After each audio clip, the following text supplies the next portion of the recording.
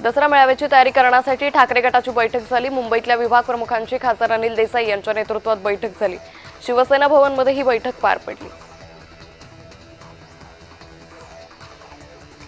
राज्यातला शेतकरी संकटात सापडलाय। हातातोंडाशी आलेलं पीक गेल्यानं तो त्रस्त झालाय, त्यामुळे त्याचं चिडणं रागावणं योग्य आहे। मात्र हे सरकार शेतकऱ्यांच्या पाठीशी खंबीरपणे उभं असून राज्य सरकारची मदत लवकरात लवकर पोहोचवली जाईल। दिवाळीपूर्वी केंद्राची मदतही शेतकऱ्यांना मिळेल असं ठोस आश्वासन कृषी मंत्री दत्तात्रय भरणे यांनी दिलंय।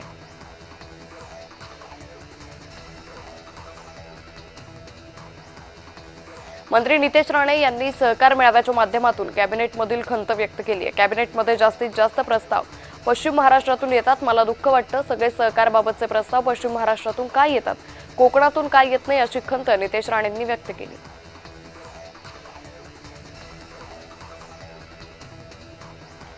ढेकू नदीच्या पुरात अडकलेल्या वृद्ध शेतकऱ्याला अंबादास दानवे आणि एनडीआरएफच्या जवानांनी वाचवलं। 80 वर्षीय वृद्ध शेतकरी गणपत निघोटे हे पुरात अडकले होते, त्यांना वाचवण्यात अनेक अडथळे येत होते। ठाकरे गटाचे नेते अंबादास दानवे हे घटनास्थळी पोहोचले आणि एनडीआरएफच्या पथकाच्या सहाय्याने या वृद्ध व्यक्तीला वाचवण्यात आलं।